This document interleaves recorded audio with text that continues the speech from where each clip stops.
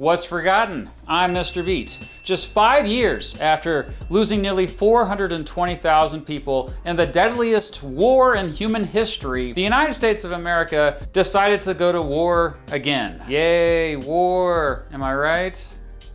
No, I'm wrong. War sucks. But anyway, yeah, this was a war my grandpa fought in. A war in which as many as 3 million people lost their lives, most of them civilians. A war that ripped a country into two countries. Two countries that would dramatically become different in the 75 years since splitting up. A war in which almost every major city was completely destroyed. A war that technically never ended. And yet, today, most Americans know very little about it. There are few films about it, or video games. Okay, well, I guess there was a famous TV show. Regardless, if you Google Forgotten War, the Korean War is what shows up. Well, forgotten no more, because by the end of this video, you best be remembering this war. Here's the story of... Wait, what was it called? I can't remember. Okay, that was a bad joke. That was in poor taste. I'm sorry about that.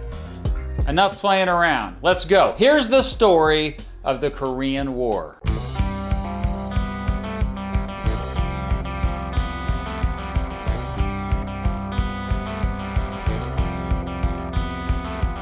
Accurately dubbed the Forgotten War. It's been called the Forgotten War. The Korean War is often called the Forgotten War. And I want to make sure that the people who gave their lives are not forgotten. Many call this the Forgotten War, but to one East Texan, it's something he will never forget. What Cold War conflict is sometimes referred to as the Forgotten War. Yes? The Korean War? Yes. Forgotten War. I'm sorry? The Forgotten We should War. call it the Forgotten Victory.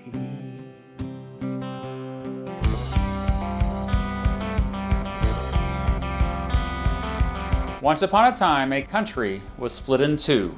The Korean Peninsula, aka Korea, a place of natural beauty. Look at those hills and mountains and green things. Humans have lived here for at least 10,000 years. Those humans came to be known as Koreans. Jump ahead to 1910 though, and the Empire of Japan controlled Korea. Japan generally treated Koreans like crap. Due to that, a Korean independence movement grew throughout Japanese rule, culminating during World War II. That was the deadliest war in human history that I was telling you about at the beginning of this video.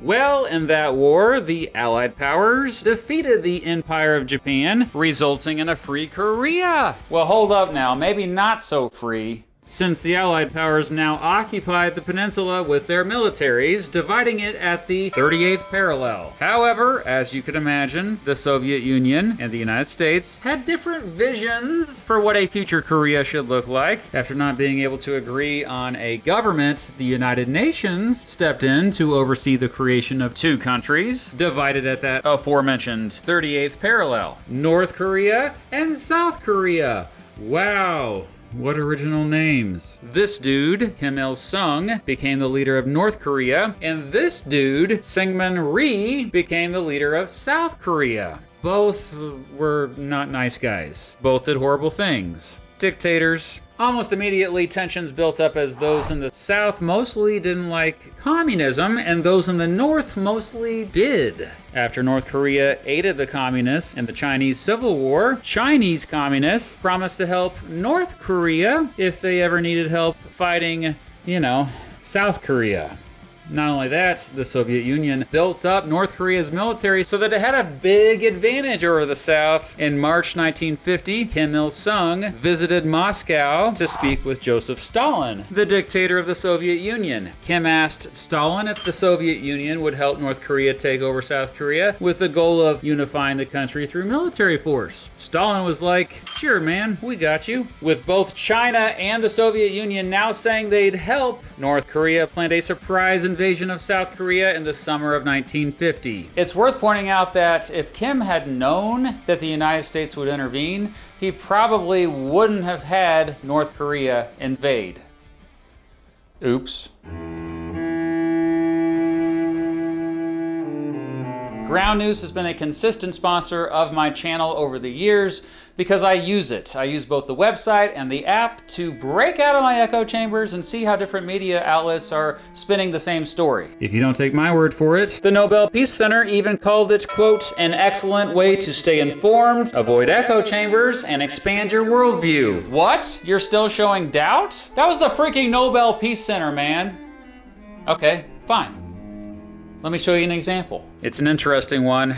Trump to accept luxury Qatari gift jet for interim use as Air Force One. You can quickly see that there are 416 articles covering the story. 32% of the sources lean to the left, 23% lean to the right, and 45% of the sources in between. 88% of the sources are high factuality. Just 10% of the sources are independent news. And now let's see the difference of how these sources are reporting. HuffPost highlights how the luxury plane is one of the most valuable gifts ever received by the US government. The right-leaning First Post says that Trump has expressed frustration at delays in getting updated Air Force One planes. I also enjoy the blind spot feature. That's where you can see news stories that have little or no reporting by one side of the political spectrum. With Ground News, you develop a well-rounded worldview and see the nuance behind the headlines. Go to ground.news/MrBeat and click on the link to get 40% off unlimited access to the Vantage plan, which is the same plan I use. For real. See why Ground News has received over 10,000 5-star reviews by subscribing for yourself. Thanks to Ground News for sponsoring this video. At 4 a.m. on Sunday, June 25th, 1950, North Korean forces rushed across the 38th parallel in a well-coordinated, full-scale invasion that completely caught the South Korean military by surprise. Just 3 days later, Seoul, South Korea's capital city, had fallen to the North Koreans. This, of course, freaked out the American president, Harry Truman. Yeah, I have a whole video about that guy. Truman asked the United Nations to step in to help defend South Korea and basically save it from communism. But the United Nations wasn't responding quickly enough. Truman went ahead and ordered American troops to support South Korea without first consulting Congress, I should add. The American General Douglas MacArthur, the leading commander in World War II and of amazing corncob pipe fame, quickly arrived in South Korea to find nothing but chaos. He urged Truman to send soldiers now, and Truman did. Still, when reporters asked President Truman if the United States was once again fighting a war less than 5 years after World War II ended, he insisted it was not. A reporter responded, would it be possible to call this a police action under the United Nations? Yes, that is exactly what it amounts to, Truman responded. A police action taken to help the UN repel a bunch of bandits. Well, to the soldiers sent to Korea in 1950, this definitely felt more like a war than a police action. This was the first time the recently formed United Nations deployed troops. 16 UN countries sent combat troops to aid South Korea, but it was the United States who sent the most troops by far. Among those sent, my grandpa beat. His son, my dad, gave me a box of stuff that Grandpa left after he passed away in 2015. Let's go check it out, shall we? We're just gonna look through this now. All right, so got some Korean currency here. This is his marksmanship pen, but then there used to be a lighter in this box, which is not here anymore. I love this. This is what he used to shave with. Look at this thing. It's actually in pretty good shape still. He would just put that together and shave on the go. These are his patches that he got while serving in the military. All right, his dog tag, which I would show you closer, but it has his social security number on there. I have no idea who this person is, but this picture was in here. Let me know in the comments if you know who this is. Also, let me know what this says if you can read Korean. He's got all these pictures that he took. It says here on the back of it, this is an old Korean I snapped while coming back from Incheon. Pretty cool. Oh wow, look at that. More Korean currency here. Warning, you are in a mined area. And there he is, much younger than I am in this picture. My grandpa Beat served with the 17th Field Artillery Battalion for 13 months. He was a crew chief of 20 and spent much of his time shooting an 8-inch howitzer. Here's a picture of the howitzer. Looks like it was called the Persuader. As far as I could tell, he didn't wear any hearing protection, and due to that would have severe hearing loss later in life. Here's my grandpa with an African-American man. I don't know who this dude was, but I bring this up to point out that the Korean War was the first American war in which white folks fought alongside black folks. The United States ultimately sent 300,000 troops to fight North Korea, or about 40% of all fighting forces. The vast majority of weapons fighting North Korea were from the United States, so yeah, it made sense that Douglas MacArthur was commander of the United Nations Command. By August, the United States Congress had approved $12 billion for military action in Korea, the equivalent of nearly $160 billion in today's money. On July 5th, 1950, the first significant American intervention took place at the Battle of Osan. The outmanned and outflanked Americans ultimately didn't stand much of a chance. Over the next few days and weeks, the North Korean soldiers were consistently successful, taking over more and more of the peninsula, moving further and further south until only this area remained under South Korean control. This line here, the Busan perimeter, was established by tired South Koreans and Americans in early August. But don't be fooled, this line was not continuous. The situation for South Koreans and UN forces looked very grim. Still, over the next few weeks, they were able to hang on, mostly due to American airplanes and helicopters dominating the skies above. Helicopters were a relatively new invention at this time, only being barely used at the end of World War II. And here's another twist. The North Koreans were actually outnumbered. They had 70,000 soldiers, but by September had already lost 58,000.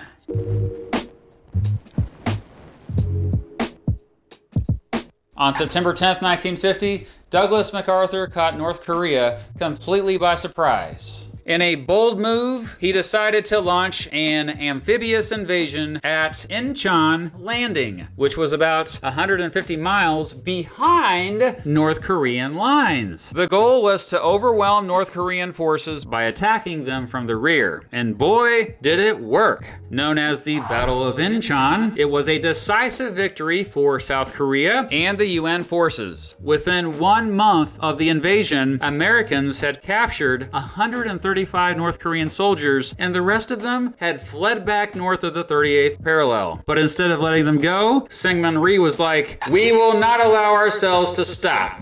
No, I mean, he literally said that. He wanted a reunified Korea too.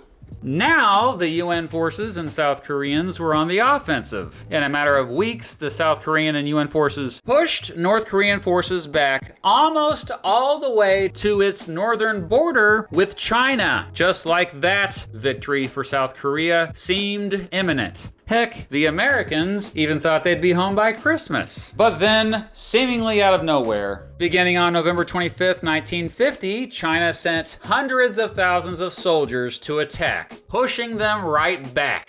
It was a trap that the Americans fell right into. Here's where some of the most brutal fighting of the war happened. In what became known as the Second Phase Offensive, there were at least 80,000 casualties. Most of these casualties, however, were due to the cold. With temperatures as low as negative 22 degrees Fahrenheit, tens of thousands also suffered from frostbite. Home by Christmas, my butt! The American forces were so overwhelmed and demoralized that by Christmas they had retreated south. MacArthur, who had previously promised Truman the Chinese would never enter the conflict, now said, "We face an entirely new war." For now, UN forces just hoped to help South Korea defend Seoul. Welp, by January 7th, 1951, they had abandoned Seoul again. Not long after this, one poll showed that 49% of Americans thought that American troops should never have been sent to Korea at all. And 66% said the United States should leave the war. Or, I'm sorry, police action. But MacArthur was determined to keep fighting. Operation Killer and Operation Ripper. Whoa, what names? Anyway, Operation Killer and Operation Ripper were both part of the second big counteroffensive launched by the United Nations Command. And yep, they recaptured Seoul from North Korean and Chinese forces. By the end of March, UN forces had once again reached the 38th parallel. By this time, President Truman and MacArthur were not getting along. MacArthur wanted to strike China with nuclear weapons, but Truman strongly rejected that idea, arguing that if you drop nukes, you'd A, kill a lot more innocent people, B, provoke the Soviet Union into joining the war, and C, turn the entire world against the United States. Oh, MacArthur was angry. He refused to shut up about the nukes. He went to the media to talk trash about Truman not using nukes. He even directly issued a warning to China, threatening to expand the war into Chinese territory. Oh, now Truman was angry. Despite MacArthur still being a popular dude, Truman fired him. Holy freaking crap. Over the next 2 years, despite multiple battles fought, neither side could gain an advantage. The front lines on both sides, with barbed wire, bunkers, and trenches, began to look like pictures of World War I. This entire time, truce talks went down, but dragged on due to non-stop disagreements. Much of the disagreements involved how to handle the return of prisoners of war, or POWs. Both sides accused the other of war crimes. Back home, Truman was so unpopular due to the ongoing war that he decided not to run for re-election. Dwight Eisenhower, another war hero from World War II, easily won the election, in part due to his commitment to end the war. Indeed, even before he was sworn in, he traveled 10,000 miles to the Korean Peninsula, spending 3 days there with soldiers along the front lines and in Seoul. On March 5th, 1953, Joseph Stalin died.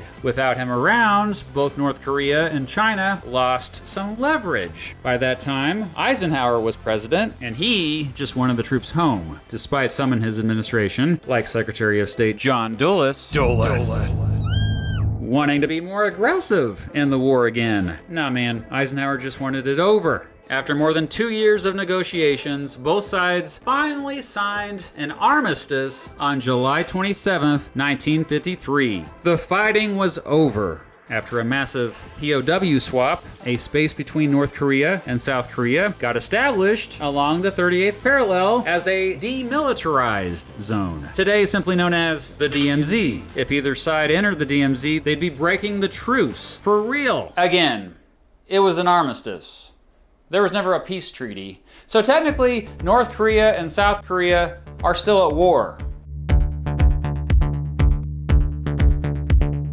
The Korean War was arguably the deadliest conflict of the entire Cold War. It completely devastated the peninsula. Most who died were civilians. Due to poor record keeping, we actually don't know how many civilians died. Most historians say it was somewhere between 1 and 3 million people. North Korea got hurt more by the war. One historian estimated that up to 15% of its population died in the war. At least 36,634 American soldiers died. Another 7,428 went missing in action. Other than the Vietnam War, the Korean War was the most significant proxy war of the Cold War, or that period of political hostility that existed between the United States and their allies and the Soviet Union and their allies from 1945 to 1991. Proxy war, meaning a war in which two major powers used two smaller powers to fight against each other in order to avoid fighting each other directly. Yep, the Korean War was the first time the Cold War got kinda hot.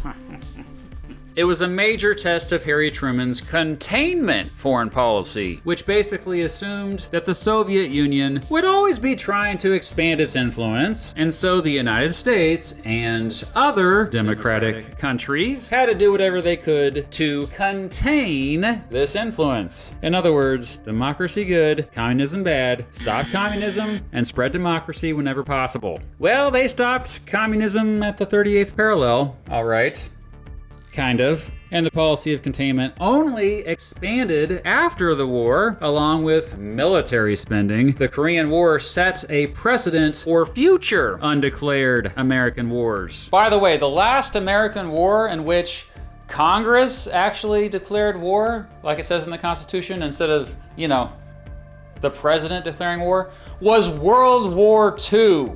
The Korean War fueled the Second Red Scare, a time of extreme anti-communism paranoia. Even though the armistice was signed 72 years ago, the war is still fresh in the minds of both North Koreans and South Koreans. Today, the tens of thousands of soldiers sitting on both sides of the DMZ are still ready to fight at any moment, making it still a very tense place. This 155-mile border has around 2 million mines near it, and a bunch of rare animals, since few humans dare enter this area. Despite being a dangerous area, a handful of North Koreans have dared to try crossing it in recent years. One North Korean man tried and got shot at by his own troops 40 times. Today, South Korea is one of the richest countries in the world. It remains a strong ally to the United States. There's even a pretty big cultural bond between the two countries. North Korea?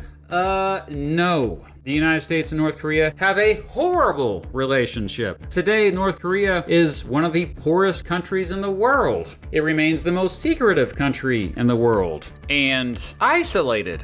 Well, the most isolated country that's not located in the middle of the Pacific Ocean. And remember, its isolation is self-imposed. The Korean War gave us a fascinating experiment. We've been able to see how two countries that used to be one country could become dramatically different in a relatively short amount of time. Today, they are so opposite in so many ways, so opposite that it seems crazy that they used to be one country. For more on how different the two countries are, I have vid. But also, look at the differences between the two based on this satellite image of both of them at night. This alone shows the stark difference, man. It doesn't look like South Korea and North Korea are going to reunite, at least not anytime soon. Even if they wanted to reunite, it would likely be a very difficult reunification since they're so different. Two wildly different countries, two wildly different outcomes, one devastating war. Yeah,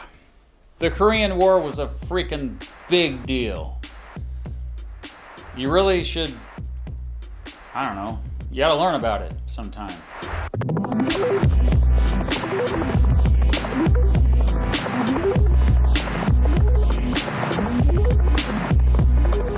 This, of course, was really just an introduction to the Korean War, but if you want to learn more about this, I've listed all my sources in the description below. You really ought to learn more, Two of those sources are these wonderful books.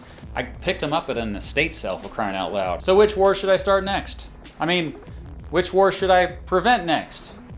Let's see, let me try this again. Which war should I make a video about next? Okay, there we go. Let me know down below. Thanks for staying curious.